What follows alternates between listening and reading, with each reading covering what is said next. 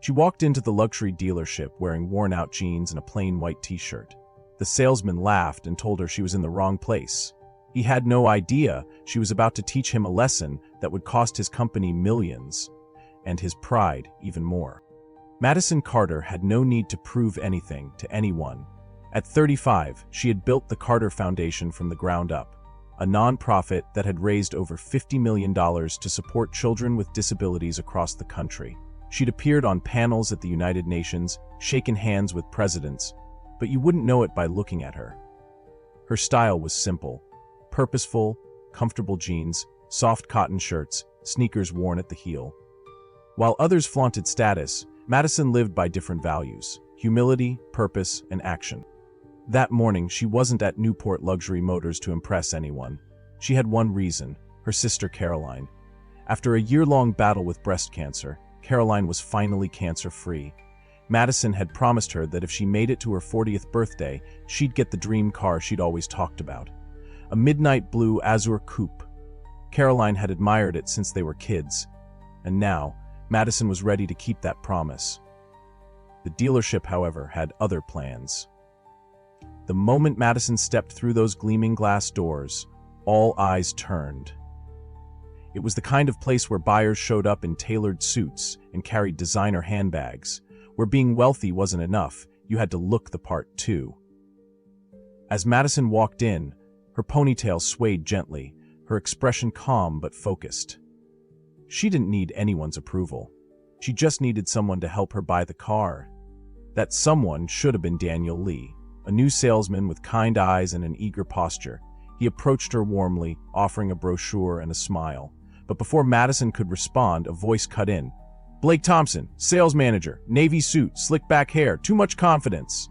"I'll take it from here," he told Daniel, brushing him aside like an intern. Then he turned to Madison with a look that barely masked his disdain. "Looking for directions, ma'am?" he asked, as if she were lost. "The used cars are in a separate building, 3 blocks east." His words carried the polite sharpness of someone who believed he was doing her a favor by speaking at all. Madison remained poised. "Actually," she said with a smile, "I'm interested in the Azure coupe, the midnight blue one." Blake's jaw flexed, his smirk tightening. He'd seen this before. Dreamers, he called them, people who walked in off the street, hoping to touch the kind of car they'd never afford. "That model is by appointment only," he said coolly. "We reserve it for serious clients." Madison glanced behind him at the showroom floor. Sunlight bounced off the curves of the Azure coupe, perfectly staged on a rotating platform. "Well, I'd love to see the interior if possible," she replied politely, but Blake was already turning away.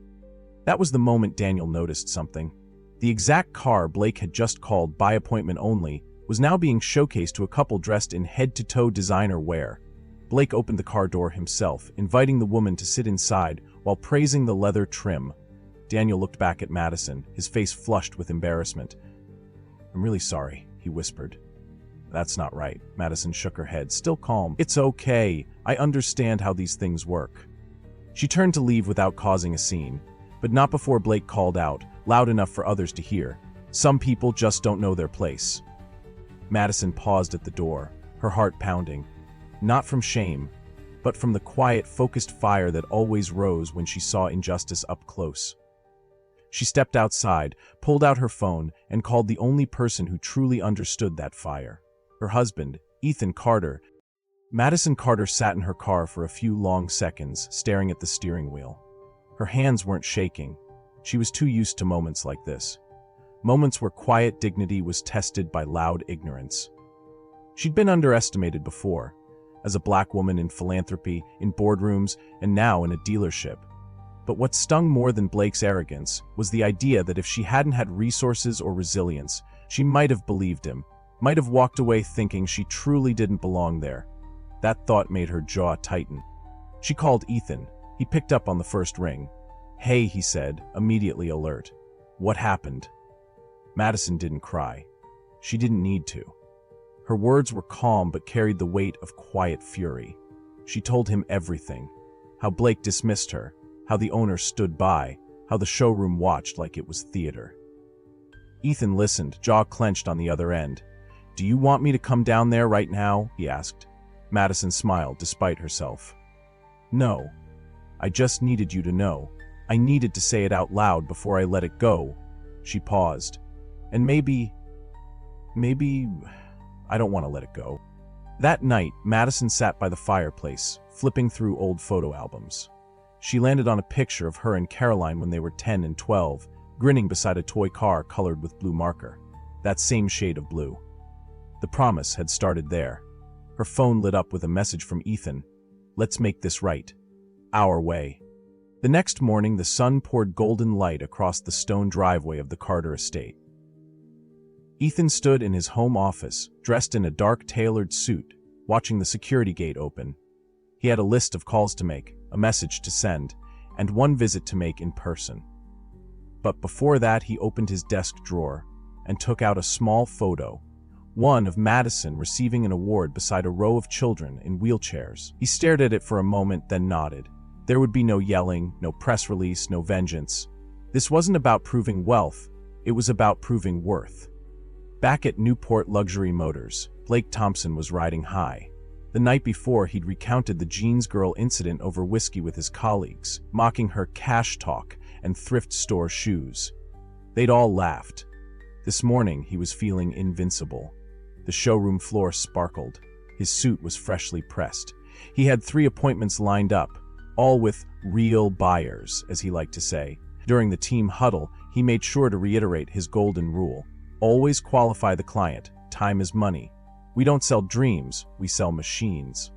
At exactly 10:17 a.m., a shadow fell over the floor-to-ceiling windows. A sound followed. Deep, smooth, unmistakable. Every head turned toward the entrance as a midnight blue Rolls-Royce Phantom glided to a stop, its custom paint catching flecks of sunlight. Blake's eyebrows rose, impressed despite himself. That was a serious car, not just a showpiece, a statement. The kind of car bought by kings, oil heirs, and CEOs. When the back door opened and a white-gloved chauffeur stepped out, Blake was already moving. Out stepped Ethan Carter, composed and magnetic, a presence that spoke for itself. He buttoned his jacket with precision, eyes scanning the showroom as he stepped through the glass doors. Blake was already approaching, hand outstretched, smile rehearsed. Good morning, sir. Welcome to Newport Luxury Motors. Blake Thompson. Sales manager, how can I assist you today? Ethan gave him a handshake that was polite but firm, his expression unreadable. I'm here about the Azure Coupe, midnight blue. Blake's smile widened. Excellent choice, sir. Limited edition. Only 15 made this year. Let me show you. Ethan didn't smile. She wore jeans and a white t-shirt. You told her to check out used cars. Blake's face froze. I don't recall that, he stammered. There must be some mistake. Ethan tilted his head slightly.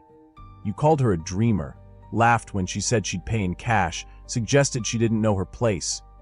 Around them, the showroom had gone silent. Richard Mason, the owner, had just stepped out from his office, watching closely. Daniel stood frozen by the front desk, face pale. The air was electric. Ethan turned to the growing crowd of employees and early customers. Madison Carter is my wife, founder of the Carter Foundation. She's raised millions of dollars for children with disabilities. She's spoken at global summits, but more importantly, she's someone who believes in doing good without needing to show off. His voice dropped, calm but cutting. And yesterday, she was treated like she didn't belong. Because of how she looked. Daniel shifted uncomfortably but stepped forward, speaking clearly despite the tension. It's true. She was respectful, clear about what she wanted. And she was dismissed. Not because of her questions, but because of her sneakers. Ethan let the moment breathe. I came here today because my wife wanted to buy a car. Now I'm not so sure this is the kind of business we want to support. Blake opened his mouth, but Ethan cut him off with a glance. Think carefully about how you respond next. Because I don't want an apology, I want change. He turned to Richard. You run this place. You let this happen. What do you plan to do about it? Richard Mason stepped forward, his voice tight with embarrassment. Mr. Carter, please believe me when I say this is not how we conduct business. Ethan didn't blink. But it is how your business just conducted itself. Yesterday, in public, in front of your entire staff and multiple customers. Richard opened his mouth to respond, then shut it again. There was nothing to say. Ethan continued. Let me be clear, I'm not here to cause a scene. I'm here because my wife deserves better. And so do the hundreds of people who walk into places like this and get sized up by the labels on their clothes. Blake looked down, his usual bravado gone. The man who'd mocked Madison was now mute, his face burning red. I was planning to buy the Azure Coupe for my sister-in-law, Ethan said. And while we're here, we've been evaluating options for our company's executive fleet. 7 vehicles in total, not to mention 2 updates for my personal collection. Blake's eyes widened. That one sale alone would have made his quarterly commission. But now I'm reevaluating everything, not because of the cars, but because of the culture. Daniel shifted again, clearly uncomfortable, but this time not just from guilt, something else. Ethan turned to him. Daniel, right? Daniel nodded. You treated my wife with respect. Thank you. Daniel looked stunned. She was kind. She knew what she wanted. That's all I saw. Ethan gave a small nod, then turned back to Richard. Here's what I propose. If this dealership wants to make things right, don't start with an apology. Start with action. The Carter Foundation is hosting a benefit gala next month. We're raising funds to build an adaptive sports center for children with physical disabilities. He glanced at Blake. I think Blake should attend. Not as a guest, as a volunteer. Blake looked up, startled. Sir? Help set up, assist our guests. Spend a day helping kids play basketball in wheelchairs, and see if that changes the way you view people. The room was silent. Ethan wasn't angry. He was precise, purposeful, and every word he spoke landed with quiet authority. Blake nodded once, ashamed but understanding. Yes, sir. There was a pause. Then Ethan added, and Blake, when you show up to that gala, wear jeans and a plain white t-shirt. You might learn something about how people treat you when they think you're nobody. Blake swallowed hard. Understood, Ethan continued. Also, I recommend your entire team attend a workshop on unconscious bias. I know a few excellent consultants. Richard, sensing the lifeline being extended, nodded quickly. Yes, absolutely. We'll make it mandatory. An older couple who had been browsing nearby stepped closer. The wife spoke up. I saw how you treated that young woman yesterday. I left before it got worse. I'm glad I came back today. Because this is the accountability I wanted to see. Her husband nodded. We were planning to buy a Porsche today. We'll wait until your culture matches your cars. Then Ethan turned to Daniel. I'd like you to handle the purchase for the Azure. My sister-in-law's birthday is in 3 weeks. Let's make it happen. Daniel stood taller, energized. Yes, sir. I'll make sure it's perfect. As Ethan walked toward Mason's office to finalize the paperwork, he paused. His gaze swept across the stunned showroom one last time. You never know who's walking through those doors, he said. So treat everyone with respect, not because they might be somebody, but because they already are. And with that, he disappeared into the back offices, leaving behind a room full of people who would never again look at a plain white t-shirt the same way. A month later, the grand ballroom at the Boston Heritage Hotel shimmered with soft golden light. The Carter Foundation Gala was in full swing, an evening filled with laughter, music, and stories of resilience. Children with physical disabilities wheeled across the polished floor with pride, showing off their basketball moves in front of applauding guests. Physicians, philanthropists, educators, and families gathered not to pity, but to celebrate. This was the world Madison Carter had built, brick by brick, soul by soul. Near the check-in table, a man in a white t-shirt and jeans moved folding chairs and adjusted signage. Blake Thompson looked like a completely different person. No tailored suit, no sleek hair gel, no smug attitude. Just a man doing the work. No one recognized him as the sales manager of a luxury car dealership. And for once, Blake didn't mind. When a little girl tugged at his shirt to ask for help reaching a cookie tray, he smiled and knelt down beside her. What's your name? He asked. Layla, she grinned. I'm here to play basketball later. Then you need energy, Blake said, handing her 2 cookies. Team captain privileges. Across the room, Madison spotted him. She watched from a distance for a moment, letting the sight settle in. Then she approached quietly. "Didn't expect to see you back for more," she said with a soft smile. Blake stood up slowly. "I thought I was here to help them," he said. "Turns out, they're the ones helping me." Madison nodded. "Funny how that works." She looked toward Layla, who waved excitedly. "She's got you wrapped around her finger already, huh?" Blake chuckled. "Honestly, I hope she never lets go." Then his face grew serious. "Mrs. Carter, Madison, I know I've apologized, but I needed you to hear it from me directly. I was wrong, not just about you, about everything." Madison didn't rush to fill the silence. She let it breathe. "I believe people can change, Blake. But it's not about saying the right thing in a room full of donors. It's about what you do when no one's looking." Blake nodded slowly. "I know. That's why I signed up to stay on as a volunteer. Not just for tonight. Every weekend." He paused. "And I've been working with Richard and Daniel back at the dealership. We've started a new training program. No more judging customers by shoes or shirts. We're actually listening now." Madison's smile widened. "Now that's progress I can get behind." At that moment, Ethan walked up beside her, placing a hand gently on her back. "We were just talking about transformation," Madison said, glancing at Blake. Ethan extended a hand. "I hear you've become quite the point guard." Blake shook his head. "Terrible shot, but I'm learning to pass." Ethan laughed. "Even better." The evening continued with speeches and surprise donations. One by one, guests stood up to share how the Carter Foundation had changed their lives. When Caroline, Madison's sister, was invited on stage and surprised with the keys to her brand new midnight blue Azure coupe, there wasn't a dry eye in the room. She broke into tears, hugging Madison tightly. "You kept your promise," she whispered. "Every word of it." Later, as the gala wound down, Blake stood outside by the hotel valet, watching families load into cars.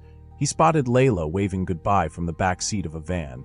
Then he saw Madison again, this time leaning against Ethan's Rolls-Royce, her face calm, radiant, proud. Blake walked over. "That shirt suits you," Madison said playfully. Blake smiled. "You were right, by the way. Worth isn't something you wear, it's something." Madison nodded. "And you're starting to show it." They stood in silence for a moment, the city humming in the background. No headlines, no spotlight, just quiet change. Sometimes the most powerful lessons don't come from podiums or headlines. They come from moments no one else sees. When someone chooses humility over pride, respect over ego, and change over comfort. This story wasn't about a car. It was about how we see people, about how easily we forget that worth isn't written on fabric tags or stitched into logos. Madison Carter walked into that dealership with the same grace she's carried all her life. Not flashy, not loud, but undeniable. And while they tried to dismiss her, what they didn't realize was that they were standing in the presence of someone extraordinary. Not because of who she married, not because of how much she had, but because of how she moved through the world. With purpose, with conviction, and with quiet fire. And Blake Thompson, he learned something too. Not from being scolded, but from a little girl named Layla who didn't care what he wore, only how he treated her. He discovered that transformation doesn't start with a punishment. It starts with a mirror. So maybe the next time you're tempted to judge someone by their clothes, their car, or their silence, pause. Look again. That person you overlook might be someone's hero, someone's lifeline, or maybe, just maybe, someone who could change your life if you let them. If this story moved you, share it with someone who's been underestimated, with someone who needs reminding that dignity never goes out of style.